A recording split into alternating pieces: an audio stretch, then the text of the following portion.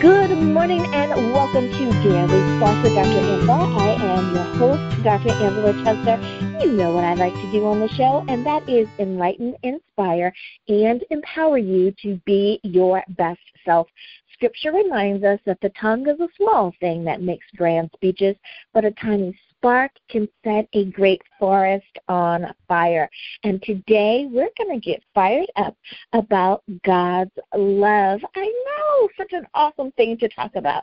God's love is infinite. Now, I know that you know that, but I want to make sure that you really, really know it. So I have on today an author. She is going to be such an awesome guest. Her name is Janice-tray. She is out of the Venice, California area.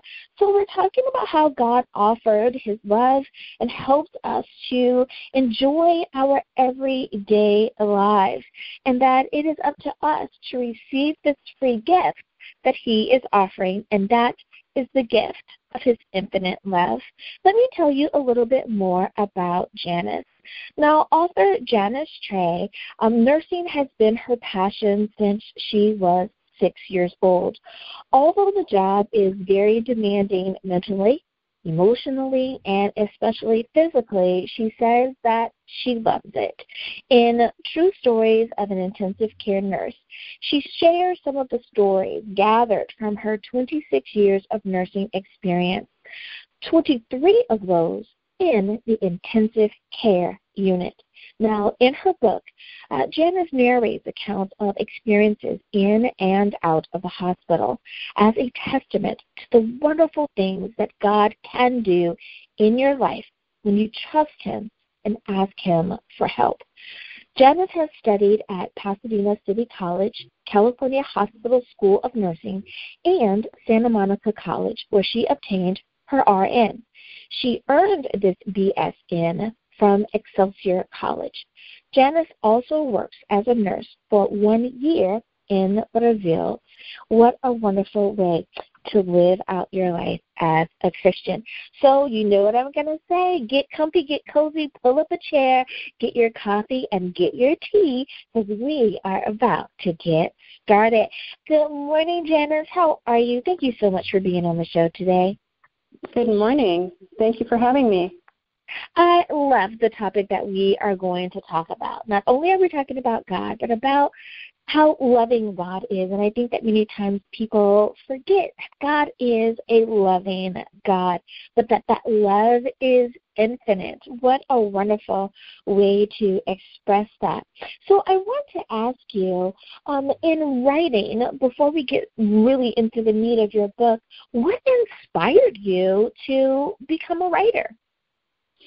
Well, I wrote the book to make my gratitude public because God has helped me all my life in all kinds of situations. And I've asked him for help, and he has answered me. And I had to write the book to make that public. Yes, I can understand that. You just can't keep it to yourself. I can understand. Now, with your having been an intensive care nurse, did you always know that intensive care, that was going to be your field, ultimately the field that you would work in nursing, or did you just have a love of nursing in general? I just had a love of nursing. When I was a really young child, I had my tonsils out, and I was really scared. And a nurse came up to me and made me comfortable, and I told my mother, that's what I want to be when I grow up. I want to be like her. I want to be a nurse.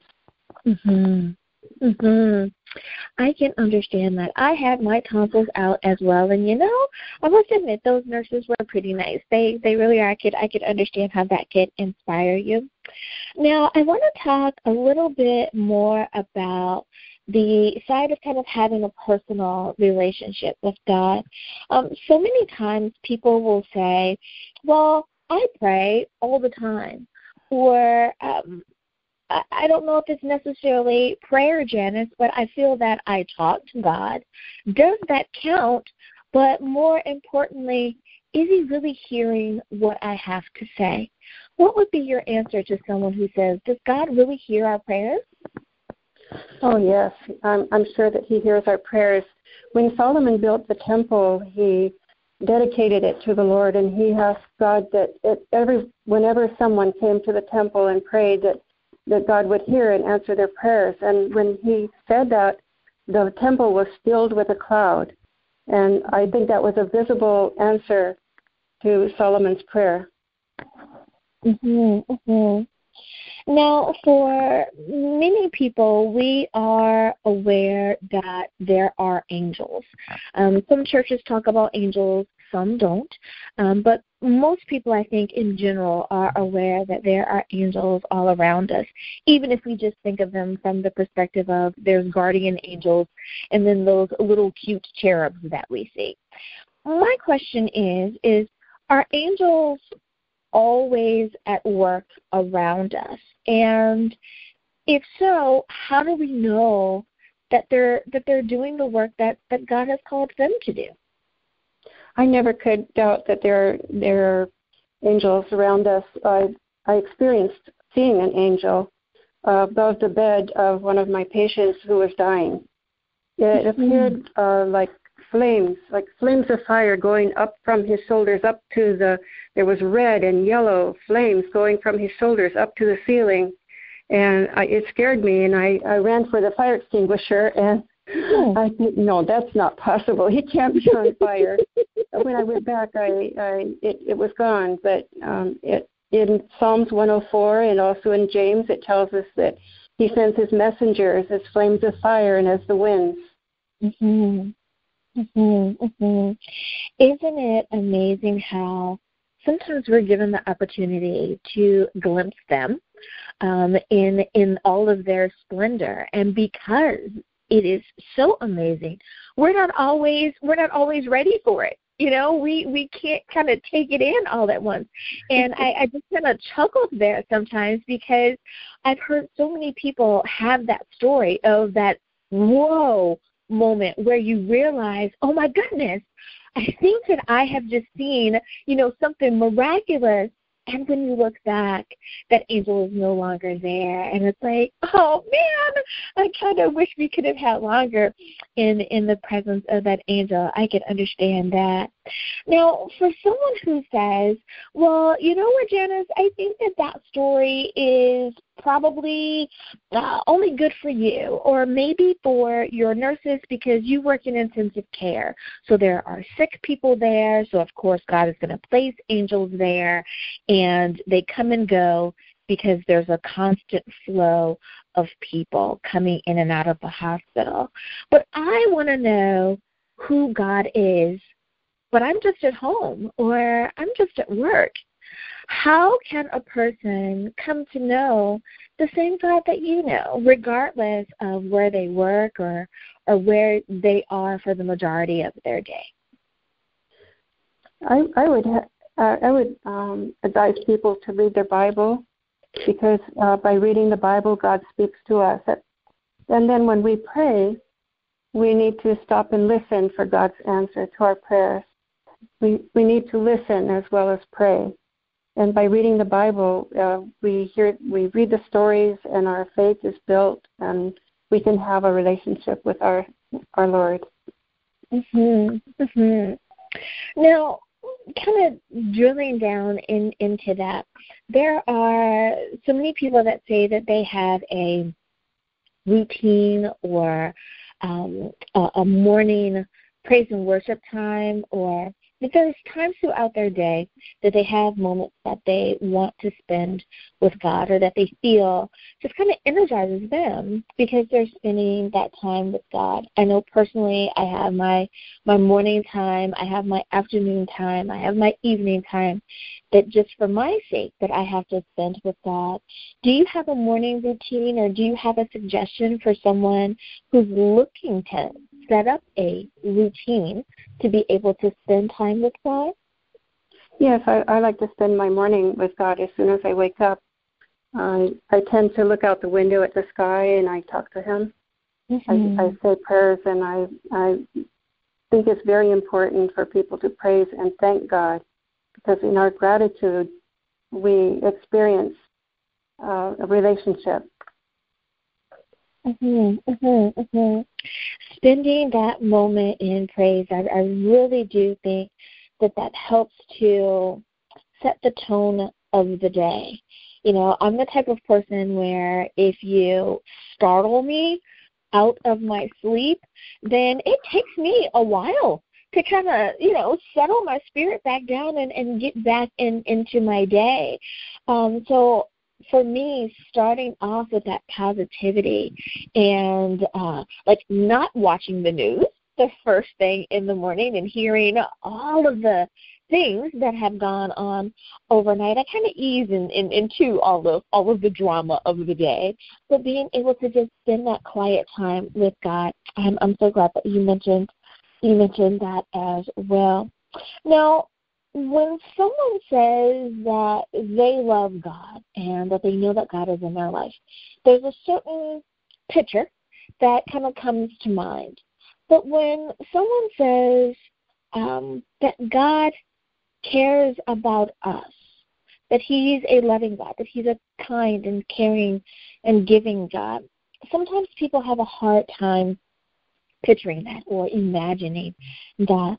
How do we know that God cares about us? And is there a way for a new believer or someone who's unfamiliar with seeing God in their day-to-day lives?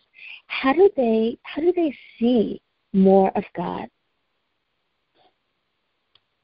You can see God in people around you who are kind and loving and giving. You can experience God by reading spiritual books that are positive, and we know that people turn to God when they're in trouble.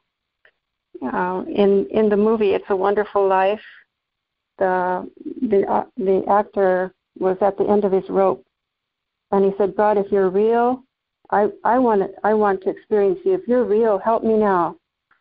And when he did, God sent His angel. So it's a matter of a personal relationship, and as God helps you in your life, you gain more trust and more faith and experience God in a real way. Well, it is almost time for us to go to break. And Janice, I want to make sure that everyone knows how to stay in contact with you and how to pick up a copy of your book. So if you would, can you please remind everyone the title of your book, where can they get a copy, and how can we stay in contact with you? The name of the book is True Stories of an Intensive Care Nurse, and you can get it on Amazon and Barnes & Noble. It needs to be ordered through Amazon or Barnes & Noble. It's also offered as an ebook. And do you want my email? Whatever you would like to give out. Yeah, janice-tray @yahoo.com. You may contact me. All righty. Now we know where we can pick up a copy of the book. We'll be back right after this.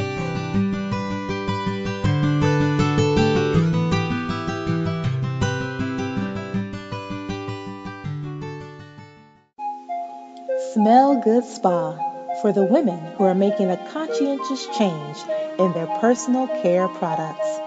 Specializing in signature fragrance oils, hand-dipped incense, and wholesome bath and body and personal care products. Smell Good Spa. Use code HELLO25 for 25% off your order. Live good, feel good, smell good wholesomely. SmellGoodSpa.com. And we are back. Thank you so much for joining me for Daily Spark with Dr. Angela. I am your host, Dr. Angela Chester. Today we are talking about God's love and how that love that He has for us is infinite. I have author Janice-tray with me today, and she has written the book True Stories of an Intensive Care Nurse. And if you can imagine that she has some very beautiful stories that she can share. So, Janice, one of the things I wanted to ask you is does God really care about us? And how do we know that he really cares about us? Well, God sent his son Jesus to die in our place so that we can one day go to be with him in heaven. I think that for one person to give his life for another as the ultimate sacrifice shows the most love possible. And also he shows that he cares about us by answering our prayers. Mhm. Mhm. Now, do you find that sometimes God answers our prayer, but perhaps he doesn't answer it immediately? Some people will say, I prayed on a Monday, and by Tuesday it happened. Other people may tell a story and say, I've prayed about a particular thing, and it took God a year to answer my prayers. Is there any way for us to know how to be more patient and wait on God's answer as he answers our prayer? Well, one example is St. Augustine. His mother prayed for him for 30 years. She never stopped.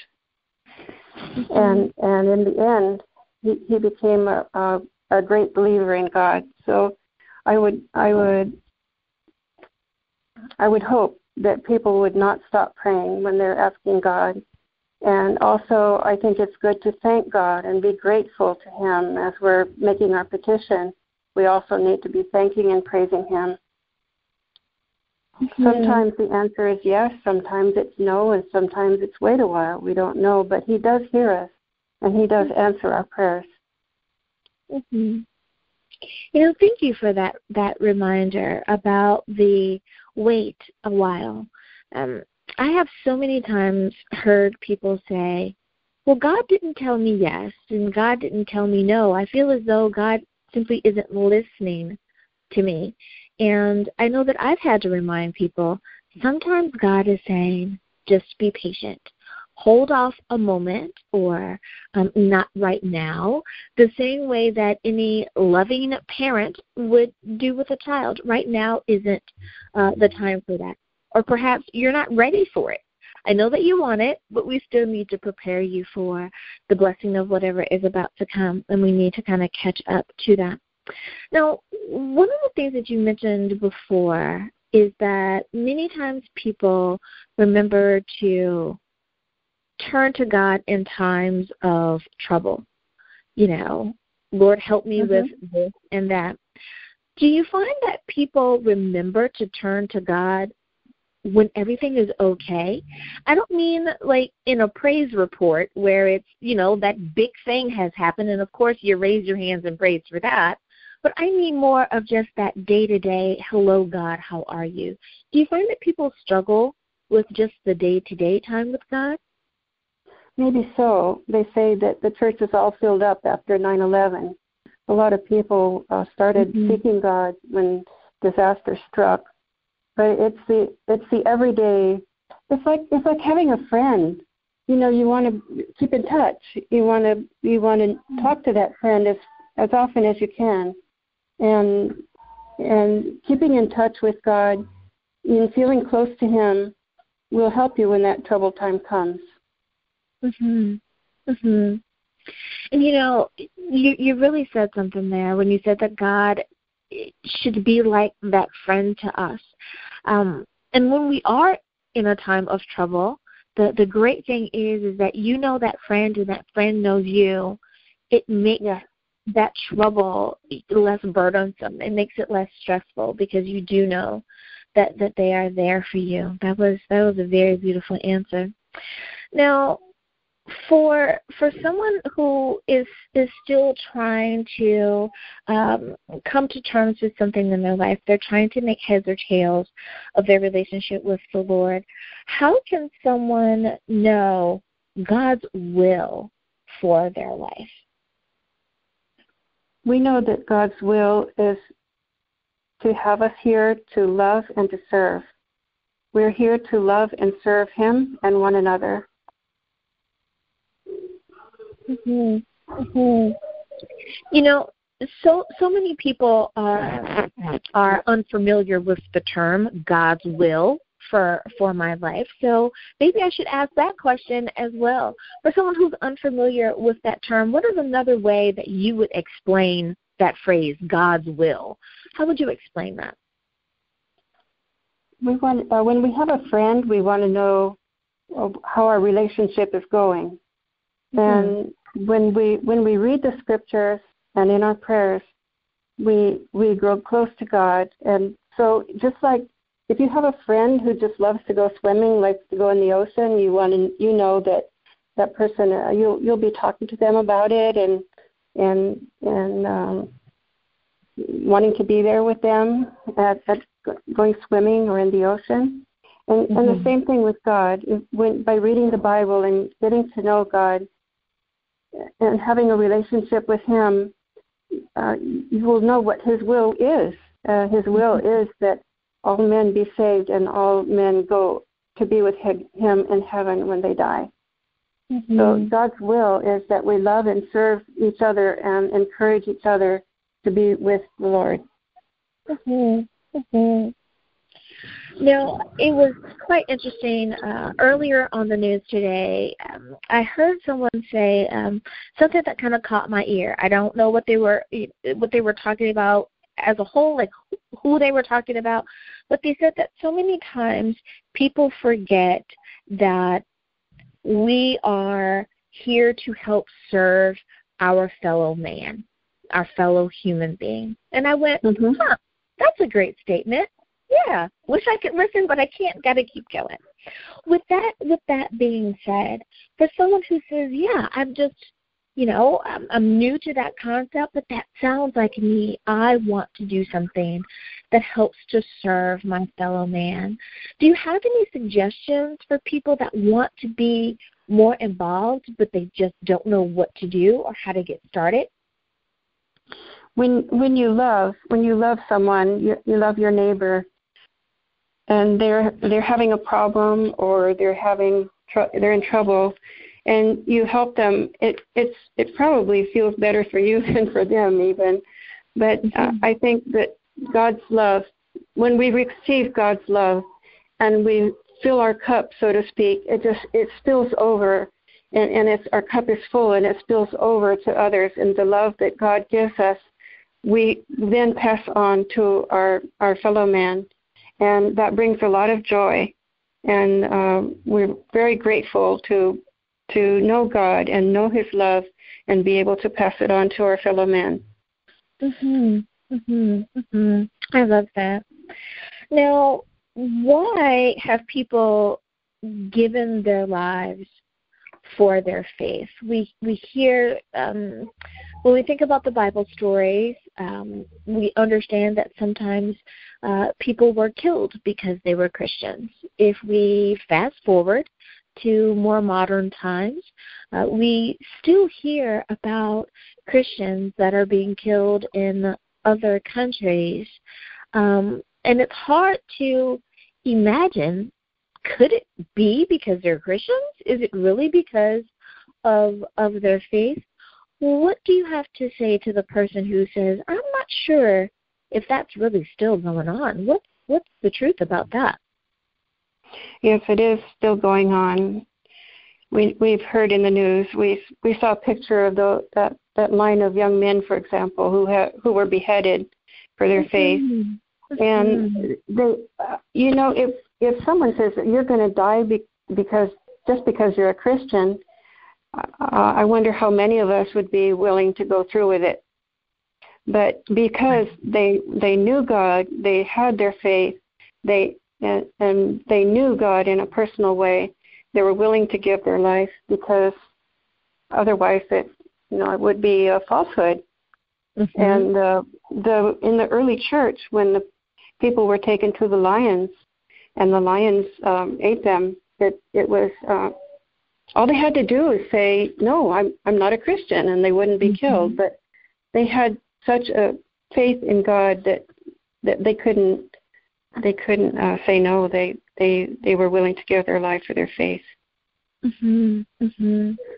And, I think that it's just so hard for many people to fathom that. But then at the same time, I think that people are able to understand when a spouse or a parent would say, I would risk my life for my husband, my wife, my children, and it makes perfectly good sense.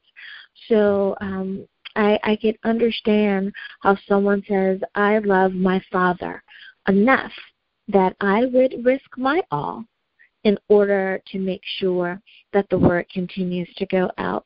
What a wonderful and beautiful sacrifice that they are willing to make.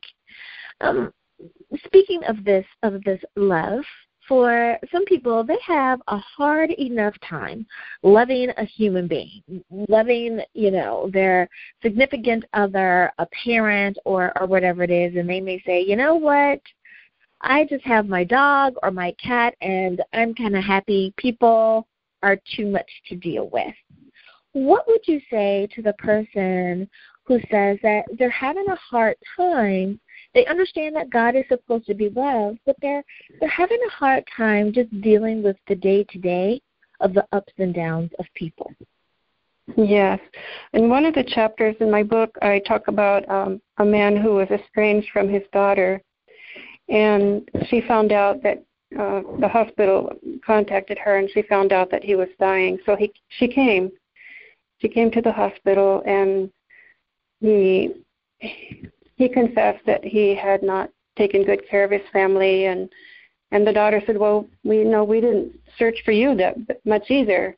And so there was forgiveness there, and they embraced and cried together, and he forgave her, and she forgave him, and before he died, and he died with such joy because there was love there. There was love there all the time, but they just had not been able to unite. But it happened there in the hospital before he died. He was filled with joy and peace and love before he died. Now, speaking of that love and that joy, Scripture talks about how painful and hard it would be to be separated from God's love, to be turned away from his face and his voice. What would you say to encourage someone to make sure that they don't live a life without God's love? Some people just want to make money. They want to gain fame and wealth, and we say, poor thing, all he has is money. So the things of this earth have nothing to compare, because when we leave this earth, we can't take it with us. So the important things in life are about loving and caring, accepting God's love, and passing it on. I love that answer. Well, right before we go to break, I want to make sure, Janice, that everyone is reminded of the title of your book. Where can they pick up a copy? And how should we stay in contact with you should we want to comment or ask you questions about your book? Yes, you can get a copy of my book, True Stories of an Intensive Care Nurse, by contacting Amazon and Barnes & Noble. And my email address is janice-tray@yahoo.com. All righty, listeners, we need to take a very short break, but when we get back, we will continue this conversation about God's love. We'll be back right after this.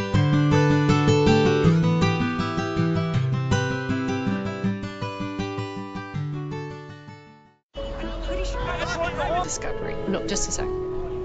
What would it look like if we listened more? Could the right voice, the right set of words, bring us all just a little closer? Get us to open up, even push us further? It could, if we took the time to listen. The most inspiring minds, the most compelling stories. Download Audible and listen for a change. And we are back. Thank you so much for joining me for Daily Spark with Dr. Angela. I am your host, Dr. Angela Chester. We are talking to author Janice-Tray today, and she has written the book, True Stories of an Intensive Care Nurse. Now, I know that she has so much that she can share, not just about nursing or about her book, but just about being an author as well.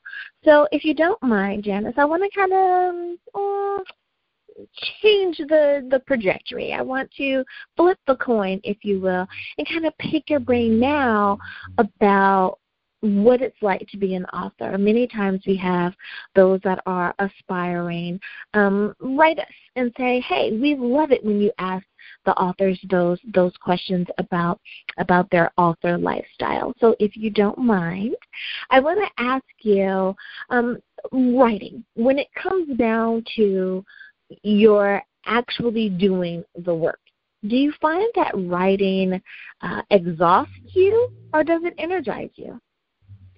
Well, it energizes me because as I'm writing, I get excited, and it's like telling a story or writing a diary of what happened, and it is exciting for me. I write other things too. I have a journal, and I have like a diary that I write down, and when I write it down, I've got it. It's not like it goes over and over and over in my mind. And when I wrote this book, I had to. I couldn't not do it. I had to do it. I had the urge to do it. And it's like I had to let people know. I wanted everybody to know how when you ask God to help you, He does. And He answered prayer so many times in so many ways. I just had to write it down, and I had to share it. I can understand that. If we think about when we have eaten at an awesome restaurant, or we just purchased something from, the greatest sale on earth, we want to tell everyone about it. So I can definitely understand that. I want to ask you about some of the common maybe stereotypes or traps that authors can fall into. Many times people think that if you're an author, if you're a writer, that means that you're a starving writer. Or people assume that you're automatically going to get $1 million cash advance to write your book. What is some advice that you would give to aspiring writers about not falling into some of the traps or the misconceptions of being a writer? I think that a writer should just say what's on their heart, say what's meaningful to them, and just share without thinking about the monetary part of it. So I have not done a lot to promote my book. I wrote it because I needed to share. But the people that have read my book said that they really enjoyed it, and some people have read it more than once, even though it's so small. It's just something that comes from the heart, and I think when a piece of literature comes from the heart, that other people can sense it and appreciate it. And I think that's probably another reason why they have chosen to read it more than once. One, because it does come from the heart, and they can hear how true you are in your writings. But two, I think it's always good to read a book more than once, because you're at a different place than you were originally when you read it the first time. We're going to mature and grow and have different understandings of something. So why not go back and kind of refresh your mind about that particular subject that you read about in the first place? I can really understand. I can understand that. Now, many times we have that question of, if we could spend lunch with anyone in the world, alive or deceased, who would it be? I'm going to kind of ask the flip side of that, and that is, what would you tell your younger self about writing currently? Is there anything that any seed that you would want to plant in your younger self to make sure that this experience happened the way that it was supposed to? I would tell my younger self to keep a diary, to keep a written account of what's going on in my life, because it's important. You look back and you see how your younger self would need to know that, to keep an account, to keep a diary. The experiences are important to remember. Sometimes if an experience is very meaningful, that it's important to write it down. Now, do you remember at what age you were when you realized that language had power, that there was a certain feeling or expression that was created when you use words properly, that you could really encourage or even discourage someone for all that matter? Do you remember an experience in the beginning with that? I've always been kind of a shy person, so when I spoke, I felt it was meaningful. But I want to tell you another experience that I had. I was a baby. I was like 2 years old, and my parents were asking God if they should be missionaries or not. And from the bedroom, from my crib, I was saying, "I will make you fishers of men if you follow me." And I said, "That's it. That's the answer." And from there, they did become missionaries. Isn't it just wonderful how God gives us our answers? And sometimes it isn't in, a very typical way. It ends up being something that you say, "This is a God moment, and there is my answer." I love it. I love it. Now, I'm the type of person who believes that we should take the time out to celebrate those small things that we achieve. Now, I don't mean that we should go out and buy a car for, every great thing that we do, but that we can use the small steps to help keep the momentum until we get to the larger steps of the things that we do. So I want to ask about when your book was finally published. So you now have a copy of your book in hand. Did you do anything to celebrate? And if you did, what did you do? I sent a copy to my children and my family members.